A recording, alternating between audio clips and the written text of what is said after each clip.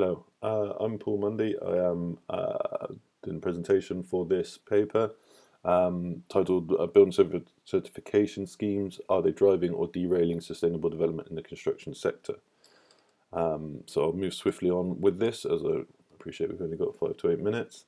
The problem, you just need to turn on the news these days and see what's going on with the state of the climate and things like that. I'm not going to go into too much detail with that, but just to really draw out the point that there's a real interconnectivity between all of these issues that you see on the screen there. And often that's what makes the enormity of the problem really difficult to understand, or simply too much for people to take in. And when you consider the construction industry, and you can see there the amount of sort of raw materials, energy used in construction, the construction industry is a big contributor to this problem, and therefore we have a responsibility, I feel, to actually really address what we're doing here, and to understand that business as usual solutions are just not going to be enough to bring in emissions in line with targets, or reduce the threat posed by climate change itself. So we need to be aware of this and sort of look at what we're doing. Now, long heralded as a solution has been this idea of these building certification schemes for actually creating sustainable buildings. Variety of them all across the world. Many different countries have different versions. In the UK, BREEAM is the most prominent, and it is in fact the oldest of these certification schemes. So the study here actually focused on a BREEAM assessment for what we did here. Now, as it says there, is growing debate about the efficacy of these schemes and whether they can actually truly deliver a sustainable built environment. And for me, the problem really arises when you're trying to use one of these schemes to judge how different buildings and different sizes and types can be used and judged against each other and benchmarked, while at the same time trying to actually encourage people to actually uptake these schemes and actually use them in the industry in their new projects, because these are voluntary, and therefore they need to be sort of willingly adopted. Studies have shown that BREEAM rated buildings achieve higher rents, better sale values, less rent-free periods. There's also many benefits to tenants and developers, owners, etc., occupants of the building. There's many benefits all around.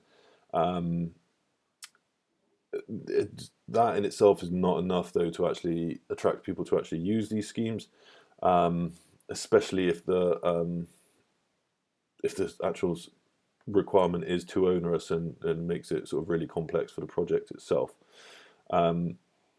With adoption being voluntary in most cases, the scheme has to maintain being marketable and actually sort of being able to be adopted through a marketable asset. Then it's kind of compromised. It's finding that balance between increasing sustainability and alienating potential users.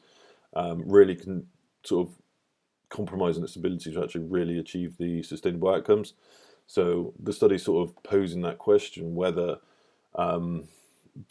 these certification schemes are the actual answer to addressing the sustainability design dilemma within the industry, or have they just been designed to meet the needs of the market and sort of work for the market rather than sustainability. So, looking at the methodology, what we did, BREEAM, like many of these certification schemes, uses a credits and criteria sort of rating system. These are then distributed across a range of categories, and then offered a different weighting. Now, this research strategy allowed an introspective analysis of the certification of a project, and then through reflection offers an opportunity for deeper analysis of the BREEAM scheme used in this case. So yeah, to address the aim, we incorporated case study assessment of a BREEAM scheme on a listed building refurbishment. The project client has requested anonymity, and for the purposes of the study, and therefore the project is only described using its building characteristics. It was a listed building that has included the installation of offices, storage, and specialist laboratory areas, with also the construction of a new 9-story building with connections to an existing Grade 1 listed building that was obviously being refurbished in this instance. It used a BREEAM bespoke assessment model where criteria from the BREEAM refurbishment and fit-out scheme were tailored to reflect the unique project scope, as it's obviously not your run-of-the-mill building. So yeah, that was used. So what do we find? We find overwhelmingly, when assigning these criteria and credits to the 3 spheres of sustainability, it was overwhelmingly in the environmental aspect.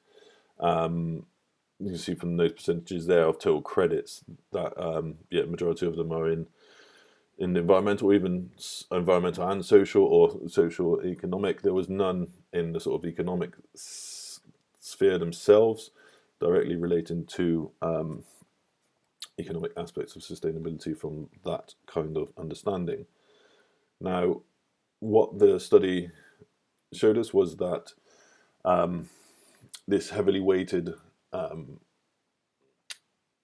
area of environmental really did stand out, and it really favours the aspects such as energy efficiency and CO2 emission reduction. These, understandable, are easily quantifiable and can be put a cost against them, so that it's very easy to market them to clients with that kind of information. You can assign money to it, so really easy to market that way, so you can understand why it favours that aspect. The actual simplicity of the scoring system in itself undermines the complete complex nature of and the interconnectivity of sustainability issues, so kind of lets itself down there.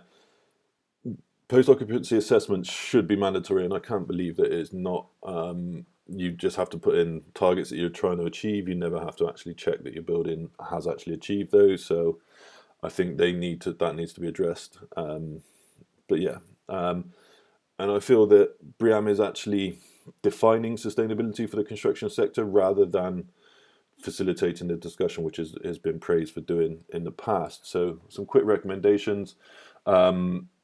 It needs to incorporate embodied energy savings and heritage benefits, especially for listed buildings that are penalised for not being able to achieve the fabric upgrades to achieve the energy efficiency that BREEAM requires.